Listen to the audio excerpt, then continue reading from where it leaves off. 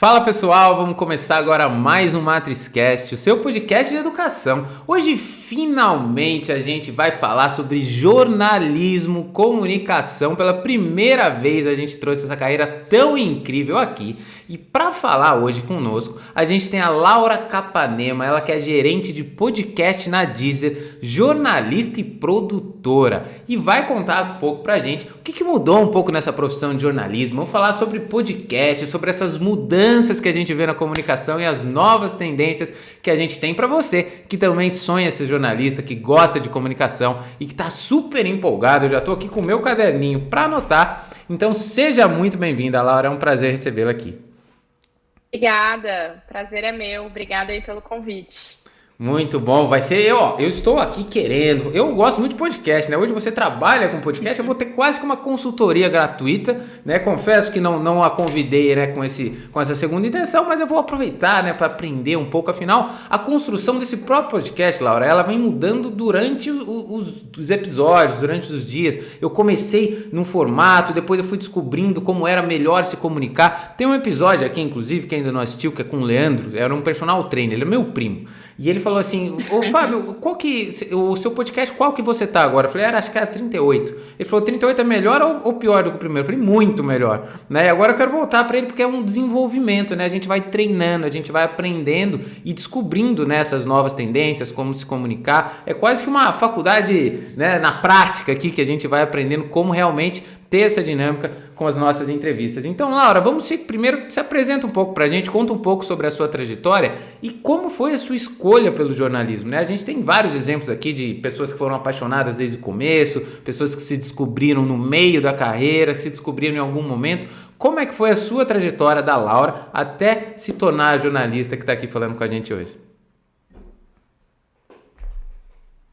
Curiosa, na verdade, porque ela é um pouco das duas coisas, assim. Eu sempre quis fazer o que eu faço, mas no meio do caminho eu descobri várias coisas e fui me desdobrando, né? E a carreira também mudou tanto que eu fui meio que acompanhando essas mudanças, né? O que eu faço, eu jamais imaginaria que eu estaria fazendo o que eu faço hoje quando eu formei na faculdade de jornalismo, né? Então isso já diz muita coisa. Mas para contar um pouquinho, assim, né, da trajetória, vamos começar do começo, né, basicamente. Eu sempre gostei muito de comunicação, eu nunca tive dúvida que eu queria fazer comunicação. Enfim, acompanhei muitos amigos, assim, é uma fase, né, 17, 18 anos, é uma fase que a gente tem que fazer vestibular, né, hoje em dia nem fala mais vestibular, né, enfim, Enem, sei lá. Sim. Mas naquela época, né, a gente já tinha que saber o que a gente ia fazer, e vinha com pressão e tal, e na verdade a gente é muito novo, né, para saber. Com 17, eu sempre tive esse questionamento. Mas eu sempre soube que eu ia trabalhar com comunicação, assim. Porque eu sempre gostei muito de escrever, de escrever, de ler, e de me comunicar, de falar com as pessoas, muito curiosa, queria saber como é que as coisas funcionavam, queria ouvir história, e aí eu gostava de recontar as histórias que eu ouvia. Os meus amigos falavam sempre que eu contava muito bem as histórias, porque eu sempre adicionava tom de dramaticidade e detalhe, sempre fui muito apegada a detalhe, sempre achei detalhe muito mais importante do que o todo. Então tem pequenas nuancezinhas das histórias que eu dou um valor e, enfim, que é o meu jeito mesmo de contar a história. Então eu sempre fui essa pessoa. Sei lá, quando eu era criança, escrevi um livro para uma professora da escola que eu adorava, e estava saindo da escola na quarta série, aí juntei com uma amiga, a gente escreveu um livro para ela, contando por que a gente gostava tanto dela e por tanto que a gente tinha aprendido com ela. Aí na adolescência, eu era fã de uma banda de pop americana, e com 13 anos aí eu criei um fã-clube dessa banda, e aí eu criei o fã-clube porque eu queria criar conteúdo sobre a banda. Então, na verdade, também tinha uma amiga, a gente fazia juntas, e a gente fazia o jornalzinho, né, que a gente chamava de fanzine do fã-clube. Eu brinco que foi minha primeira experiência como jornalista. Eu tinha 12, 13 anos, e eu escrevia, editava e mandava para os sócios do fã-clube pelo correio. Isso é super engraçado, essa história. Eu estava até relembrando essa história ontem. E, enfim. Qual que era essa banda aí? Hanson. Não conheço, mas eu vou buscar aqui. Hanson, anos 2000. O Hanson? Lua Lógica eu conheço, pô. Claro. Eu acho que eu era desse fã-clube aí, Laura. Brincadeira, mas eu gostava. Eu tava falando disso ontem, que encontrei com uma colega de trabalho, ela tava contando que vai ter show dos Hanson aqui em São Paulo agora em outubro, e vai ter dos Backstreet Boys em janeiro. E a gente agora, todo mundo De tem volta aos anos né? 90. a gente viveu essa fase das boy bands, né? E aí ela contando que ela era maluca com os Backstreet Boys e que ela já comprou o ingresso, porque ela vai no show, ela vai nos 2 dias. E ela tem o quê? 35 anos de idade. E eu falei, cara, eu era do fã-clube do Senso, eu era presidente do fã-clube do Senso de Belo Horizonte. Pô, tem que ter E a cadeira gente ficou cativa rindo nesse show aí. muito. Mas é muito legal, faz muito sentido, porque foram duas coisas ali. Ali já tinha uma raiz de duas coisas, que são duas coisas que eu trabalho hoje, né? Que é a música e a comunicação. Eu sempre gostei muito de música, sempre fui rata de show, de banda, e né, nessa fase adolescente eu era fã e tal. Aí tinha um fã-clube, vai mudando as bandas, enfim. Mas aí, e sempre gostei muito, sempre quis muito trabalhar com música, e hoje eu acabei caindo nisso um pouco sem querer com os podcasts e eu vou chegar nesse lugar. Mas enfim, e aí eu criava o jornalzinho do fã-clube dos Hanson, eu mandava para as sócias mandavam dinheiro por carta, e aí a gente recebia, e sei lá, custava R$ 10 a mensalidade do fã-clube, e aí a gente criava conteúdo sobre a banda, pesquisava na internet de escada, e, enfim, X, e mandava, eu escrevia, e aí tinha um namorado da minha irmã da época, mais velho, eu tenho duas irmãs mais velhas, ele trabalhava com computação e tal, e aí ele sabia programar e editar, e era meio designer, e aí ele criava o layout do fanzine, imprimia, a gente imprimia várias cópias e eu mandava um por um para o correio, assim, era uma loucura. Bacana. E aí, então assim, isso sempre teve na minha vida, sabe? Já ganhei concurso de redação com 10 anos de idade e tal, então assim, eu sabia que eu ia fazer alguma coisa relacionada a isso, nunca tive dúvida.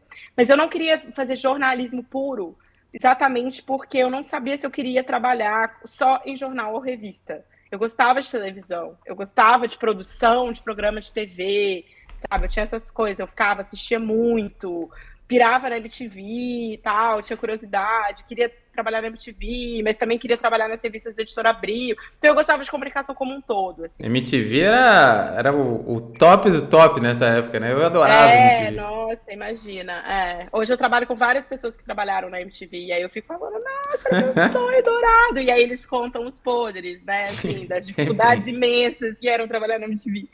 E é muito, muito engraçado saber assim, esse backstage. Mas aí foi isso um pouco. E aí, então, quando eu fiz o vestibular, eu fui e fiz assim: quero trabalhar com comunicação social, é isso que eu quero, nunca tive dúvida. E no meio do caminho, eu nunca tive dúvida. Assim, eu nunca. Hoje eu tô com 35 anos, eu num 15 anos, né, de profissão, né, desde quando eu entrei na faculdade até hoje. Eu sempre fiz estágio, então eu comecei a trabalhar desde o início da faculdade.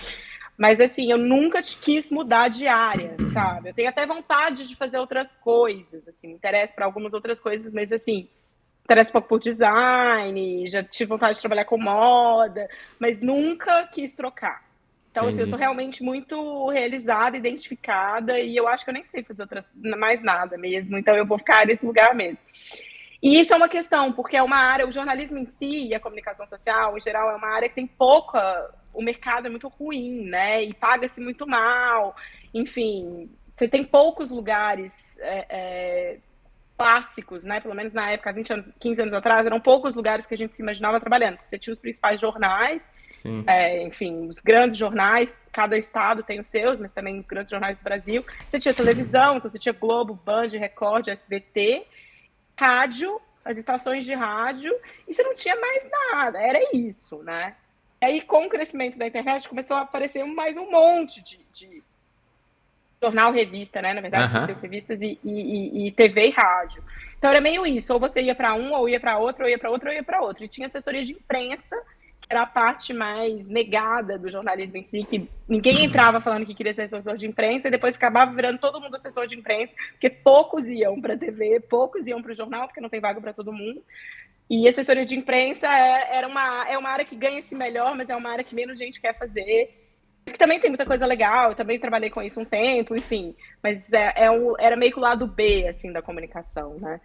E aí, com a internet, abriu-se um caminho enorme, com rede social, e hoje em dia conteúdo para rede social, influenciadores, e canal do YouTube, e podcast, e streamings, plataformas de streamings e tal. Então, assim, as pessoas formadas em comunicação e formadas em jornalismo, elas podem fazer muitas coisas, né? E aí, enfim, a gente entra nisso em detalhes. Mas aí, voltando para a minha história, fiz faculdade de comunicação, e aí eu fiz vários estágios durante a faculdade em jornal, Eu sou de Belo Horizonte, então eu trabalhei um tempo no Estado de Minas, que é o maior jornal de lá, eu amava, como repórter mesmo, assim, foi o trabalho que eu mais gostei. Trabalhei um tempo em assessoria de imprensa também, fazendo Sim. assessoria de cultura, assessoria de shows, espetáculos e tal.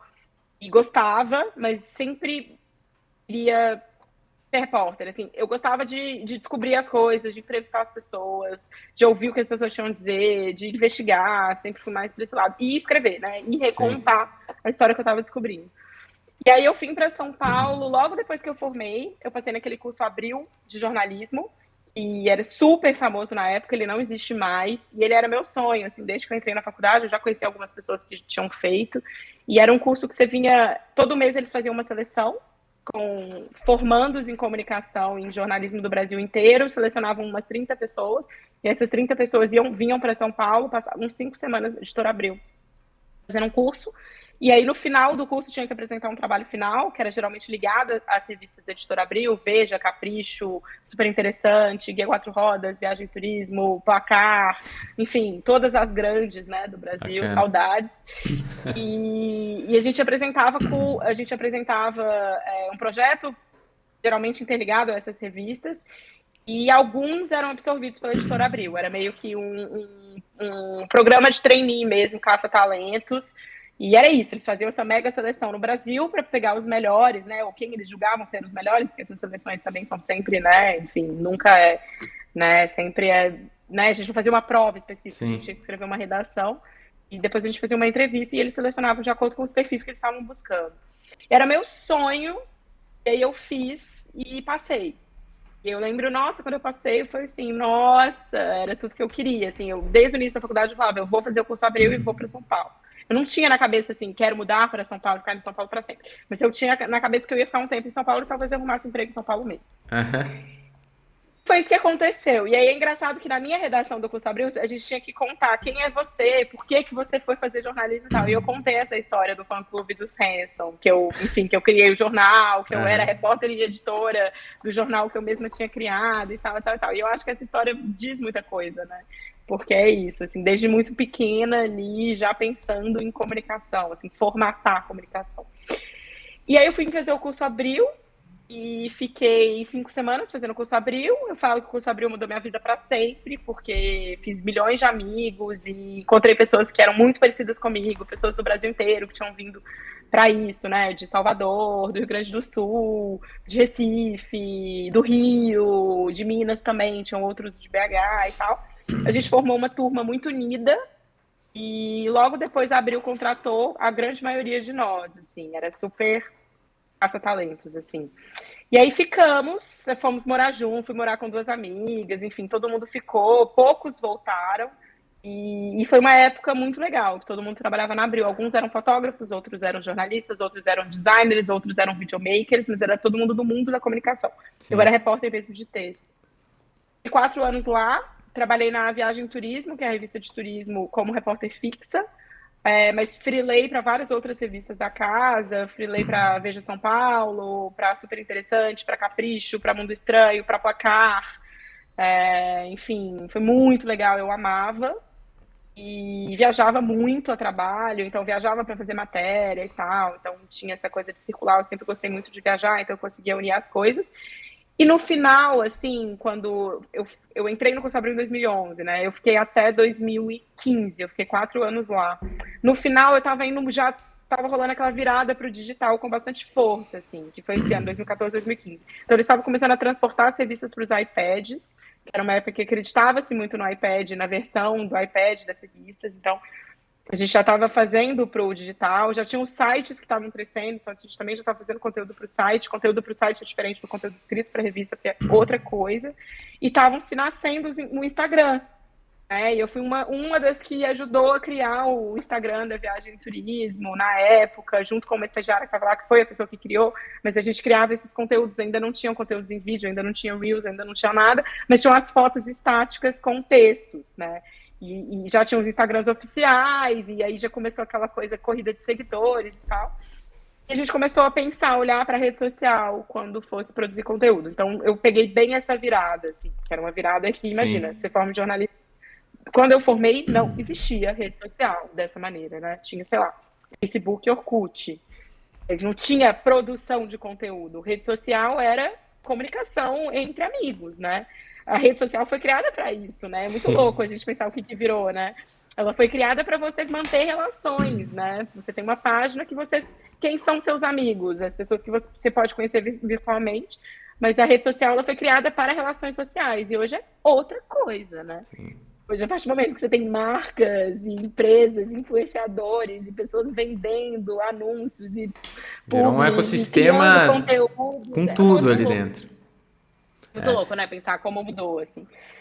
Então, eu peguei bem essa transição, assim. Então, só para terminar, fiquei muito tempo trabalhando como repórter de revista, e aí eu migrei da Editora Abril para a revista da TAM. Não sei se você lembra na época do que tinha uma revista, a TAM, Companhia Aérea, ela tinha uma revista de bordo que chamava TAM nas Nuvens, que era uma revista super legal, que era, Não me lembro. assim, super sucesso, e eu era editora dessa revista. E aí eu fiquei um ano, aí depois a TAM virou Latam, eu fiz o processo também de mudança para a plataforma da Latam. A primeira capa da revista da Latam, que chama Vamos, foi eu que escrevi, que era uma matéria sobre a Tríplice Fronteira, Foz do Iguaçu.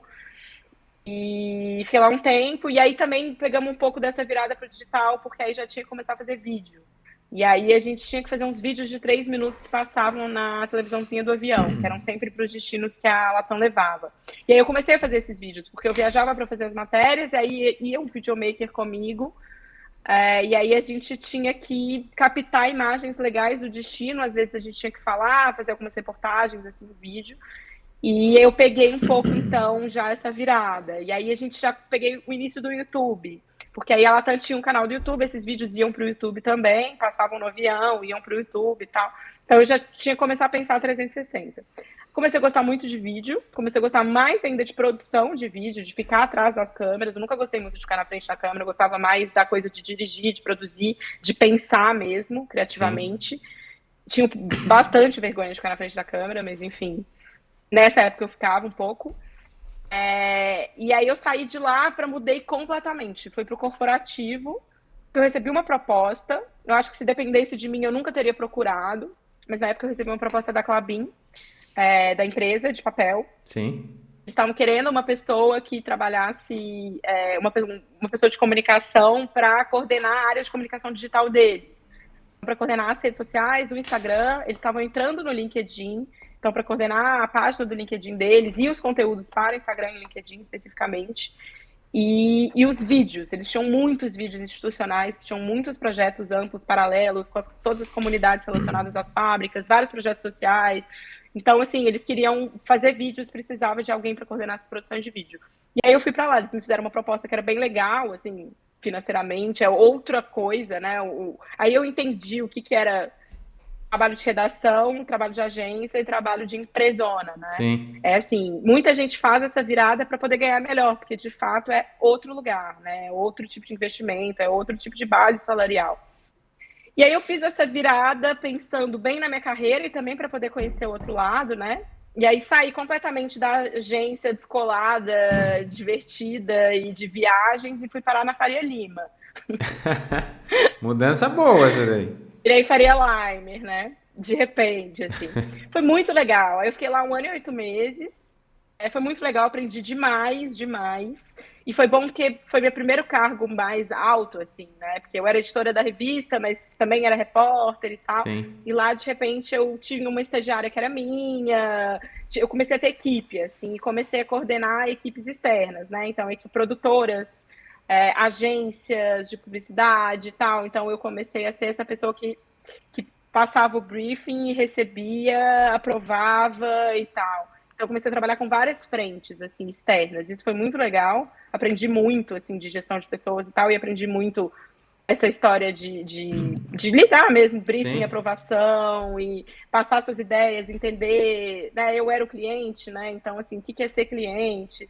Enfim, fazer com que eles entendam o que a gente quer fazer, porque são eles que estão prestando um serviço e tal. Então, ter ideia em conjunto, co-criar e tal. Foi bem legal, mas assim, não era meu perfil, né? Eu nunca tive perfil corporativo, eu nunca tive perfil da Faria Lima.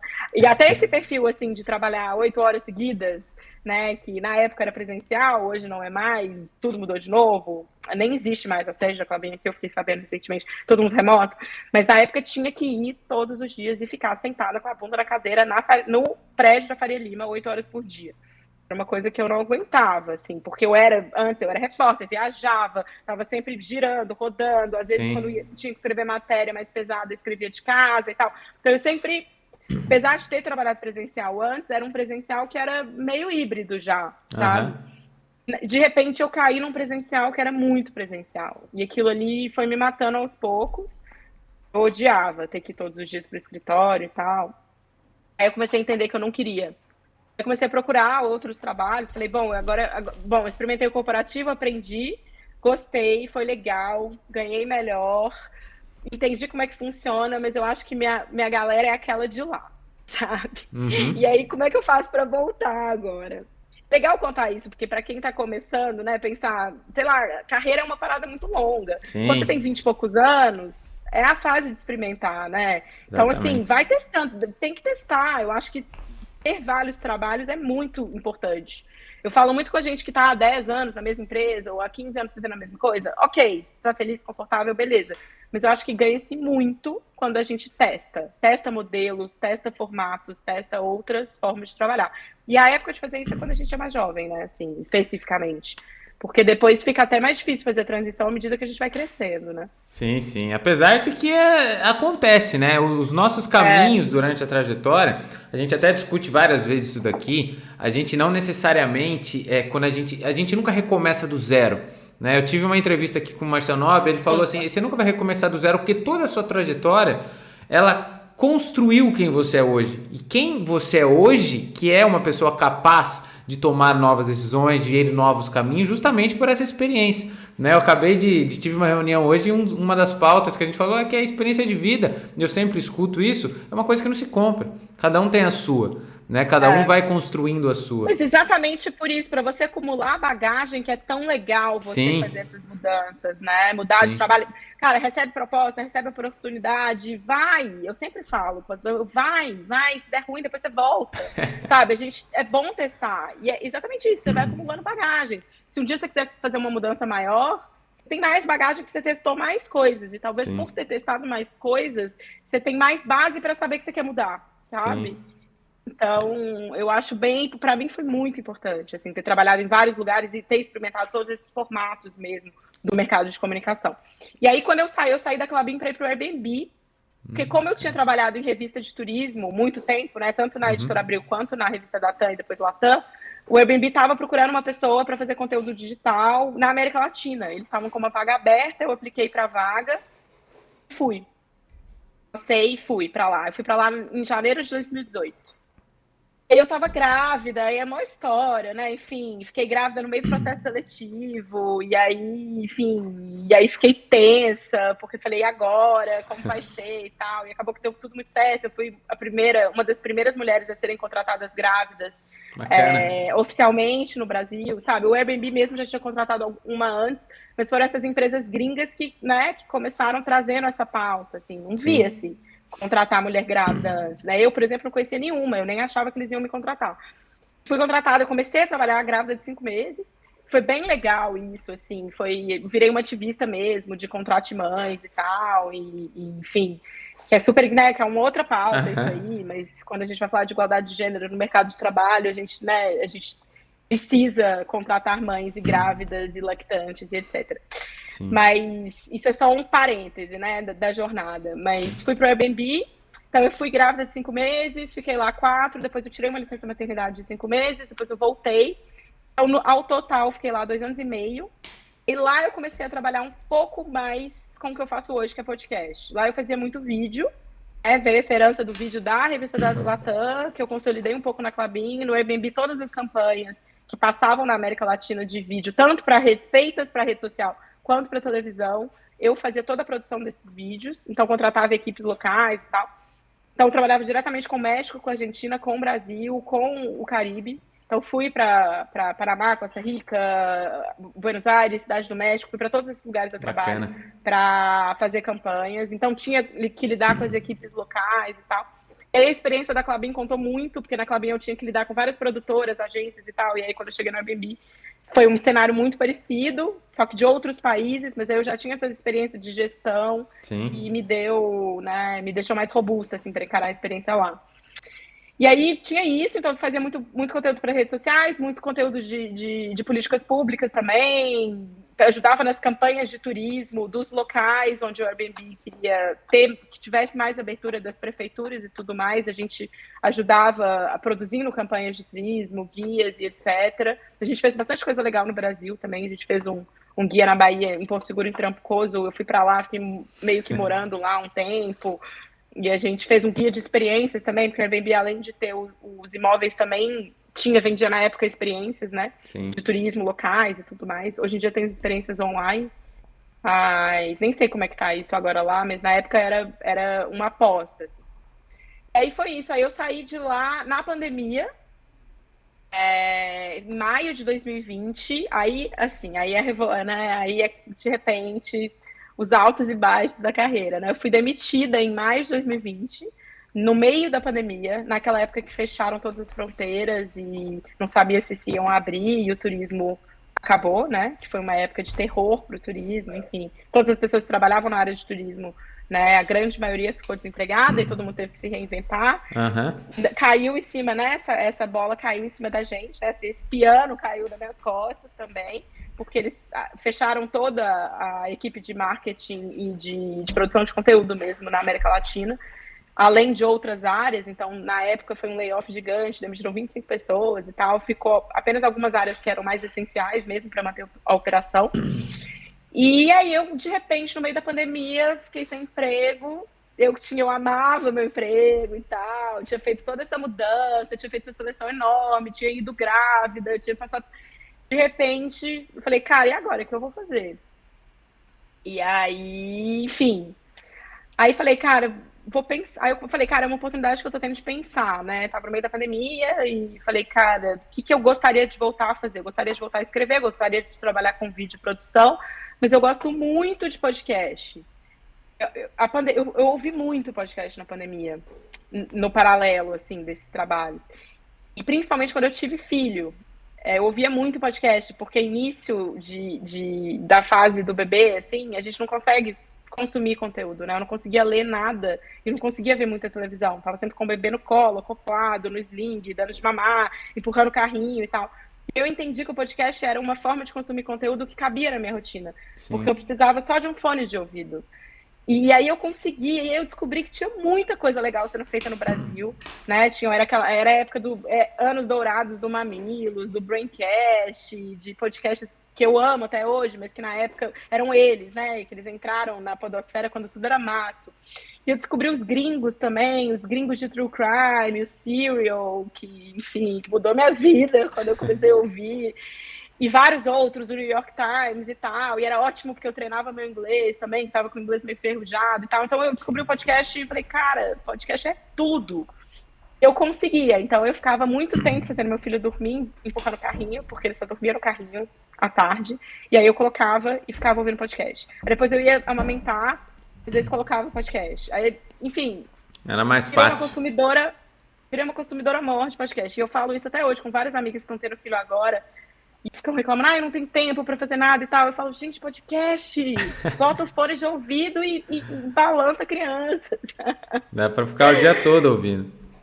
Exato. E na pandemia também deu um boom de consumo de podcast na pandemia no Brasil, né? As pessoas, porque é isso, você tá dentro de casa, você tá preso, fadiga de tela, né? Assim, as pessoas estudando, aula online, e tela o dia inteiro, o podcast descansa da tela, né? Claro que a gente tem videocast também, mas o podcast por si só, ele não inclui o vídeo, né? Então, assim, você Sim. consegue descansar da tela, consumir um conteúdo sem estar com a tela ligada, e você consegue consumir quando você está lavando louça, quando você está limpando a casa, quando você está na esteira, fazendo ginástica, correndo na rua, no carro, no trânsito. Então ele coube na vida de todo mundo na pandemia, né? Então deu esse boom. Então eu fui essa pessoa que descobriu na maternidade, mas comecei a consumir muito na pandemia. E aí eu tava desempregada e falei, cara, eu quero trabalhar com podcast. Só que eu não tinha experiência. Eu tinha no Airbnb, eu tinha feito alguns spots de rádio e alguns spots de podcast para algumas campanhas específicas da América Latina, para alguns países que consumiam muito na época, que não era o Brasil, no caso. Mas assim, tinha alguma experiênciazinha de edição de áudio e tal, mas bem básica. E falei, cara, eu não tenho experiência, mas eu quero trabalhar com podcast. E aí apareceu uma oportunidade, assim, uma amiga que trabalhava no UOL, uma amiga, assim, que era amiga, tinha uma amiga que trabalhava no UOL, que a área de podcast do UOL estava crescendo e eles estavam atrás de um jornalista para ajudar na produção dos podcasts do UOL. E aí ela me falou, cara, eu te indiquei, porque você é a pessoa que eu conheço que mais escuta podcast. Aí eu falei, mas eu não tenho experiência, mas é isso, tudo bem, você tem toda uma bagagem da comunicação, né, que te dá experiência de comunicação, que te dá olhar de edição, que te dá, então isso não se perdeu, isso tá aí. E a parte técnica da edição de podcast é muito fácil de pegar, né, e tal, e os meandros das coisas. Então eu te indiquei. E aí eu fiz as entrevistas lá, passei, e aí a pessoa que me aprovou falou exatamente isso, assim, ela falou, cara, eu sei que você nem tinha experiência, mas você tinha muita referência.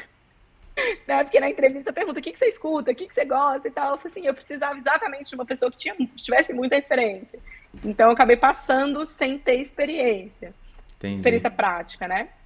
Eu fiquei 1 ano como produtora de podcasts do UOL, e aí eu produzia todos os podcasts da casa, eles tinham uma grade gigante de política, sexo, economia, ecologia, enfim, tecnologia, tinham vários, assim. Sim. E aí eu produzia todos remotos, né? Porque era uma época de Covid ainda, então a gente não tinha nenhuma gravação em estúdio. Então eu produzia tudo remoto, testava áudio dos convidados, produzia, ajudava a pensar quem iam ser os convidados, depois escutava o bruto, pensava na edição, todo o processo, assim. Planejava como ia ser o episódio. Exato. Cada podcast tinha um formato específico, que eram equipes diferentes, de editorias diferentes do UOL, então tinha alguns que já chegavam mais redondos, tinha outros que eu tinha que ajudar a pensar desde o início, tinha muitos que eu tinha que acompanhar a gravação, tinha outros que não precisava, então era cada uma coisa, mas eu ficava nessa mão na massa mesmo. E aí fiquei 1 ano lá, e aí agora estamos chegando ao fim, onde estou hoje. Nesse meio tempo, acho que me procuraram pelo LinkedIn da Deezer, que eles estavam abrindo uma vaga de gerente de podcasts no Brasil e precisavam de uma pessoa que tivesse bastante experiência em podcast, e tem poucas, porque, na verdade, podcast é uma mídia muito nova, né? Todo mundo que trabalha com podcast hoje, assim, 100%, são pessoas que fizeram outras coisas, que são da comunicação, mas muito provavelmente vieram do audiovisual, né? Vieram do vídeo, vieram do jornalismo, e, enfim, alguns outros vieram de áreas mais técnicas da música, design de som e tal, mas a maioria veio da comunicação. E aí, tá, me chamaram, eu falei, nossa, que legal. E aí era uma vaga CLT, no UOL eu era freela, não era CLT, era PJ e tal. E aí eu, vou voltar a ser CLT. Pra mim era ótimo, ainda mais com um filho pequeno e tal. E aí fiz as entrevistas lá também e tal, passei. E entrei, e agora tem 1 ano, foi em junho de 2021. Julho de 2021, que eu comecei na Deezer. E agora tem 1 ano e pouquinho que eu tô lá. Trabalhando com podcast. E aí eu faço outras coisas. E agora eu trabalho só com podcast lá. Mas aí já num outro momento, eu ponho menos a mão na massa do que eu punha no UOL, porque agora eu tô num cargo de gerência, então eu fico mais olhando de cima a grade de originais, mais ajudando a pensar, mais ajudando a contratar a equipe, montar as equipes, acompanho algumas gravações. Tem alguns podcasts específicos que eu dirijo, que é o que eu amo, que é o que eu mais gosto de fazer, na verdade. Mas é um outro tipo de trabalho também. É um trabalho que aí as minhas experiências antigas de gestões de equipe, de vídeo, também contaram, né? Para poder exercer esse trabalho. E é isso. Muito bacana, Laura. Longa jornada, né? Você já quase acabou aqui já o meu espaço. Né? De anotar. Passei pelo texto, passei pelo vídeo, passei pelo áudio e é isso. E pela assessoria e pelo corporativo. Mas é exatamente, quando a gente traz aqui hoje, sumarizando tudo que você falou, eu anotei bastante coisa aqui e eu acho que isso vai culminar na nossa última pergunta para a gente entender o contexto geral. Mas você falou, no começo era a mesma visão, a gente é de épocas muito próximas, né? Então assim, eu também tinha essa visão, nunca pensei em ser da área de comunicação, mas você tem lá revista, jornal, né? As coisas que vinham na minha cabeça, ou você vai para um meio de televisão. Por exemplo, naquela época marcas pensavam. E aí você contando a sua trajetória, que é muito dinâmica, você mostrou para nós, nos seus relatos, como isso foi mudando. E aconteceu com todas as áreas, mas com o jornalismo ficou muito claro aqui para mim. Primeiro você falou que começou a inserção dos vídeos. Aí começou a ter vídeo, começou a produzir conteúdo de vídeo, né? Hoje mesmo, quando a gente fala em redes sociais, a gente tem muitas redes sociais indo só para vídeo, né? Que parece que agora os gostos, as pessoas gostam de vídeo. Então, assim, as tendências vão mudando, mas você foi percebendo isso nessa época, né? Então, você tinha um meio corporativo que você se testou, é uma coisa que a gente sempre fala, que é esse teste. Eu sempre falo, e vou repetir, né, que um dos meus maiores ídolos, eu sou um cara que gosta muito de esporte, né, por isso que tem uma bicicleta aqui atrás, espero correr, quando esse episódio for ao ar, já ter corrido 100 km nesse ano, em uma corrida, que eu sempre faço isso uma vez por ano no meu aniversário, e um dos meus maiores ídolos, que é o Kobe Bryant, ele sempre fala que assim, você tem que pegar o seu filho e colocar para jogar tudo. Ver o que ele tem que se testar, você tem que descobrir aonde ele gosta. E muitas vezes, por mais que você não descubra o que você gosta, você vai descobrir o que você não gosta. E você descobriu que você não gosta de ficar na cadeira. Isso não é pra você, dá pra ver que você é uma pessoa dinâmica, né? Então assim, e aí isso foi se passando, você viu o surgimento das redes sociais, olha que loucura, né? Quando você estava estudando na faculdade, nem se pensava em ter redes sociais massivamente como se tem hoje. Que é algo, basicamente, que todo mundo se usa. E a morte um pouco das revistas, daquele formato de revista, né? Que era o meu sonho, era o que eu mais queria fazer, era trabalhar em revista, era ser repórter de revista, editora de revista. E aí, hoje em dia, quase que não existe mais, não tem banca de revista mais, né? Então é isso. Ou você acompanha também, claro que eu tenho a personalidade dinâmica, eu gosto do dinamismo e eu estava aberta para isso, isso tem a ver comigo, mas eu acho que quem é assim... É mais fácil, né? Sim. Porque tudo mudou. Imagina se ficar preso ali querendo fazer revista até hoje. Quem são as pessoas que estão fazendo revista até hoje? Pouquíssimas. E mesmo quem tá fazendo post para rede social também. Tá tendo que fazer reels para revista, sabe? Tá tendo que talvez fazer um podcast ligado à revista. Não tem jeito mais de ficar preso aquilo ali. Então a gente tem que andar com as mudanças do mercado, assim. Senão... tem que andar junto, às vezes você nem quer, mas você vai, você empurra, você tem que pagar boleto, né? Então, no caso eu queria, no caso para mim fazia sentido, eu fui acompanhando feliz, mas é muito claro que eu fui mudando também de acordo com o que o mundo pedia, né? Então, assim, podcast era uma coisa que se eu quisesse fazer há 10 anos atrás, eu não ia fazer porque não tinha direito, né? Hoje em dia eu acabei caindo por acaso, mas é algo que é dos tempos, né? Sim. E se eu quisesse fazer revista até hoje, talvez não sei onde eu poderia estar. Assim, tem pouquíssimas, né? Sim. Tem 15 pessoas no Brasil, talvez, vivendo de revista. Uma vez eu escutei de uma pessoa, que eu não me lembro a referência exatamente, mas ele fala a coisa mais certa para você quebrar uma empresa é você fazer a coisa certa durante muito tempo. Ou seja, você não se adaptar às mudanças que acontecem. E agora, para a gente sumarizar a parte final, eu queria ponderar alguns pontos que você falou importante. Depois você falou sobre consumir o conteúdo. Você hoje está na oportunidade que você está, porque você consumiu, você tinha fit, né? Que as pessoas falam, é fit cultural com a empresa. Né? Você consome os produtos da empresa, você entende da empresa. Eu me lembro muito bem quando eu, na faculdade, tinha um projeto no qual eu era o coordenador do projeto, né? Chamava-se de capitão lá da equipe, e aí tinha duas pessoas que estavam entrando com ótimos conhecimentos técnicos, né? Que eram os meus líderes, uma de cada área, e eu falei assim para ele, falei, olha, eu não vou ensinar tecnicamente nada para vocês, porque eu acho que vocês estão em pé de igualdade ou mais do que eu, talvez. Mas o que é isso aqui, vocês precisam aprender comigo. Porque o que é esse projeto, vocês não sabem nada. E é esse o problema. Então, quando você entende um pouco do contexto onde você vai se inserir, do tema da onde você vai trabalhar, independentemente das habilidades técnicas, é super importante. Né? Eu gosto de programação, por exemplo. Vou lá trabalhar com uma indústria de gamers, mas não gosto de gamers, como é que vai fazer? Né? Daqui a pouco vai chegar um dia que vai vir todo mundo fantasiado lá de League of Legends, eu vou ficar igual não saber o que está acontecendo ali. Você pode gostar no meio do caminho, né? Eu acho que também é isso, assim, você pode cair na indústria do game e pode ser uma oportunidade cair na sua cabeça, oportunidades caem na cabeça. É claro que é tudo... nunca é só sorte, mas as coisas aparecem. Às vezes é um amigo seu que está trabalhando lá, que vai te indicar, ou uma seleção que você vai fazer, porque alguém te mandou o link, e aí você vai fazer sem esperar nada e vai passar num momento que você vai precisar. Enfim, às vezes está precisando mais de grana e te oferece. As coisas aparecem, né? Não necessariamente a gente vai em busca. Mas. E aí você pode não gostar de game. Mas aí você vai testar. E aí no meio do caminho você pode descobrir que você só não gostava porque você não tinha tido muito contato, você pode descobrir que você gosta, né? Sim, No sim. meio do caminho, assim.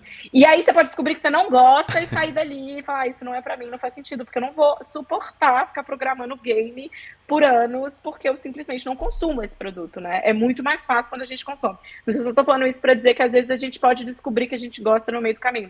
Não necessariamente a gente precisa vir com o fit, né? Sim, sim. Realmente sim, mas às vezes a gente constrói esse fit também no Eu processo. acho que na maioria das vezes, inclusive, a gente constrói, né? A minha vida foi assim, né? Eu falei pra você nos bastidores que eu trabalho há 12 anos com automobilismo. Eu nunca, antes de entrar numa oficina, gostei de automobilismo. E vou te falar, talvez hoje até nem goste tanto, mas assim, de carro, né? Não de automobilismo, mas de carro. Não sou uma pessoa fissurada por carro perto das pessoas que trabalham Você comigo, gosta sabe? da técnica ali, Não, né? eu gosto do Da contexto, de competição. Eu sou um cara de esporte, eu gosto de competir, eu gosto de alta performance, eu gosto de um limite, né? Eu gosto dessa rivalidade, desse negócio de ser melhor toda hora, eu gosto. Eu gosto de carro. Então, assim, qual é o fit que eu teria lá? Nenhum. Mas, de todo jeito, é sempre importante você ter pelo menos o entendimento, né, do negócio, de qual que é o propósito daquilo ali, o que você está fazendo.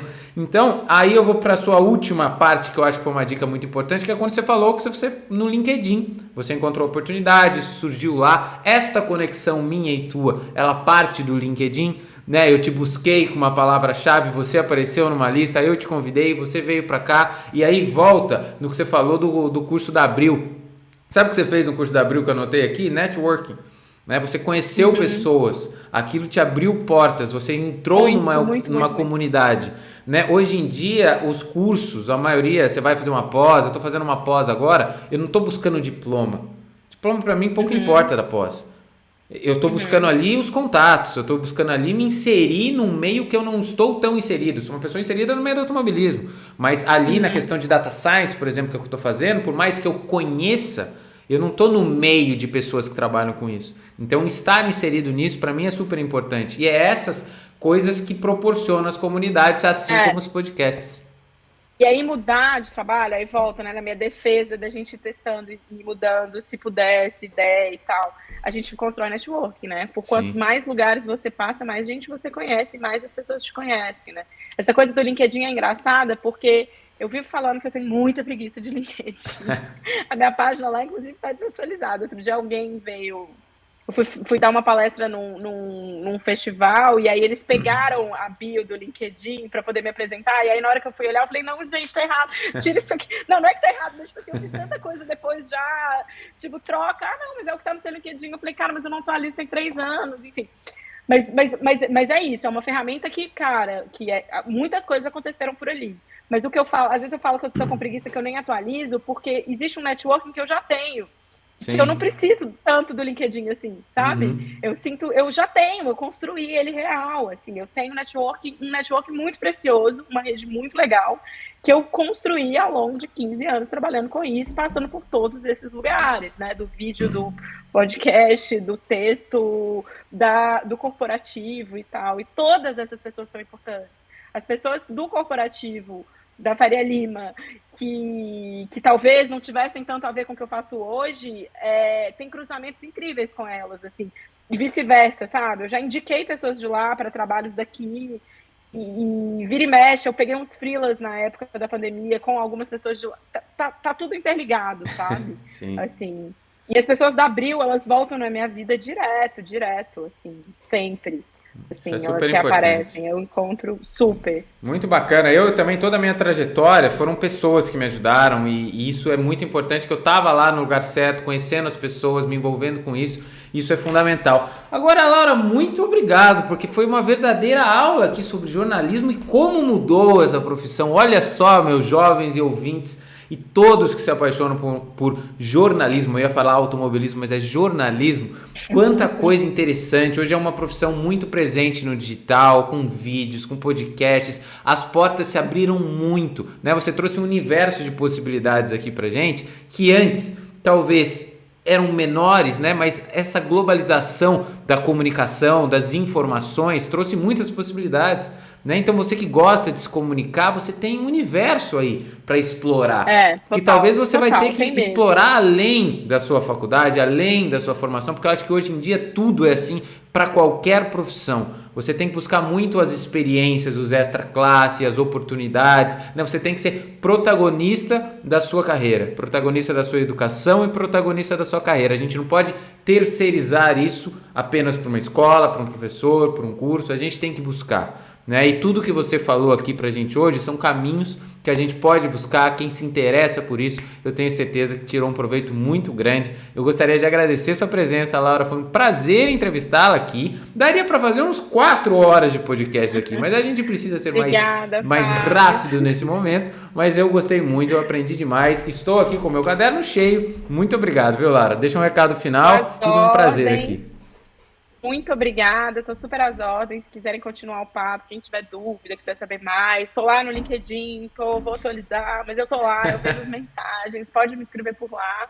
E eu adoro trocar, é isso também. A gente está aberto para trocar, para ouvir, estou sempre aberta para conversar, para continuar essas conversas. Também sou muito curiosa, então às vezes as pessoas vêm querendo saber detalhes de cá, e aí eu volto com um monte de perguntas de lá, porque eu também quero saber o que está todo mundo fazendo, o que está acontecendo, o que você tem a dizer sobre as suas descobertas no meio do caminho e tal. Então essas trocas, elas são sempre de 2 vias, né? E sei lá, o mundo do trabalho é muito legal, ele não é só sobre trabalho, né? Eu adoro falar de carreira, profissão e tal, eu adoro essa pauta. Eu adoro saber o que as pessoas estão fazendo, descobrir coisas que eu não conheço, outras profissões e tal. Acho que foi por isso que eu virei jornalista mesmo, né? É um fato. Mas obrigada, tô às ordens e um beijo grande. Muito obrigado. Eu vou deixar o link aqui do LinkedIn para vocês aí falarem com a Laura e ver se ela atualiza esse LinkedIn aí ou não. Mas muito obrigado, Laura. Muito obrigado, ouvintes. Até semana que vem. Um grande abraço.